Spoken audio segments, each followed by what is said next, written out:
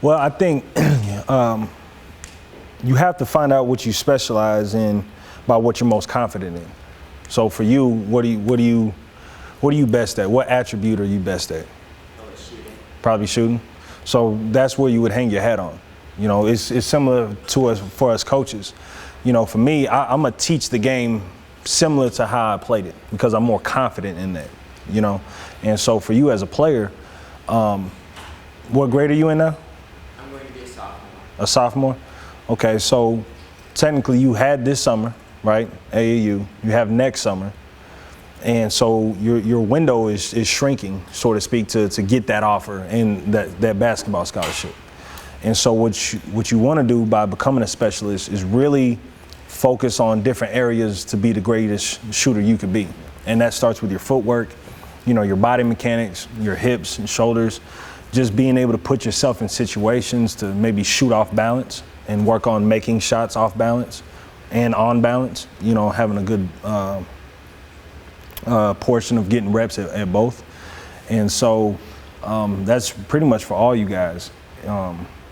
I teach guys how to become playmakers, not so much scorers. You know what I mean? Because if you're not shooting the ball well, what else are you doing for your team to win the games? You know, so try to specialize in what you're most comfortable in and try to really master that pretty quick. And that's a day-to-day thing. It's not every 2 days out the week or what have you. If you're going to be a great shooter, that's to me at least a 6 to 7 day work routine that you got to be able to apply every single day. Yeah, you know, I think there's got to be a trial and error period in everything. So typically, you know, over the course of a summer, let's say you start in May, all right, and you go all the way through August.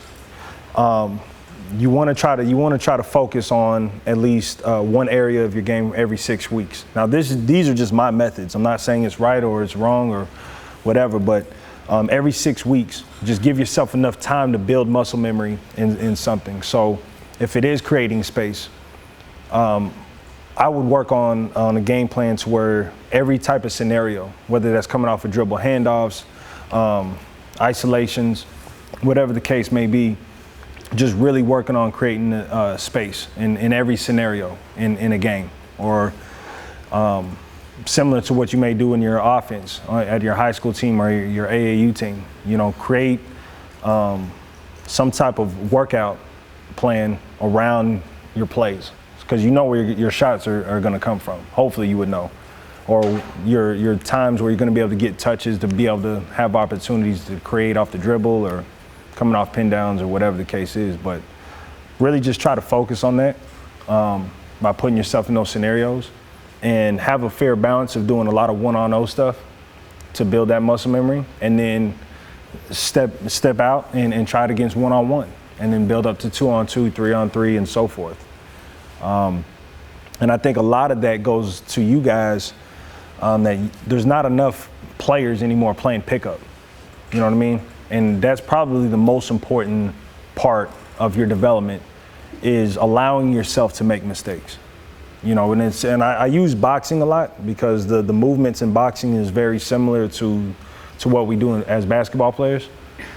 But if you was to work out as a boxer and just hit the punching bag and do the jump rope and the cardio and all that, and then try to take those technical movements that you learn, just hitting the punching bag, and try to go into a boxing ring and just go into a fight, you're going to get knocked out. You know what I mean? So you got to have that sparring partner or that shadow boxer to where you could be able to react against defenders as well. So hopefully that'll help you moving forward, and just try to create some type of thing and just do a lot of one-on-0 and just build up through that. Mm-hmm. I think it's a balance of both. You know, this is a reactionary sport, you know, similar to any team sport. So I think doing too much read and react is not good, and I think too much, you know, work on your moves is not too good. So you just got to find that balance.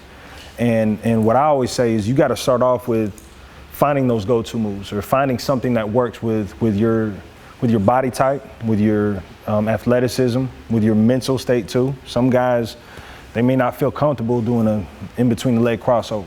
It may just be a simple in and out move that makes you feel more comfortable. And just getting a lot of reps at that and trying to master that by yourself. And then trying that and applying that against defenders to be able to react on your counter moves and be able to build through that aspect. I think that's what I've seen help a lot of players over the years grow. This is unlike anything I've ever been to before. The intensity is way higher at this camp. The coaches hold you to a higher standard. They treat you like the player you're supposed to be.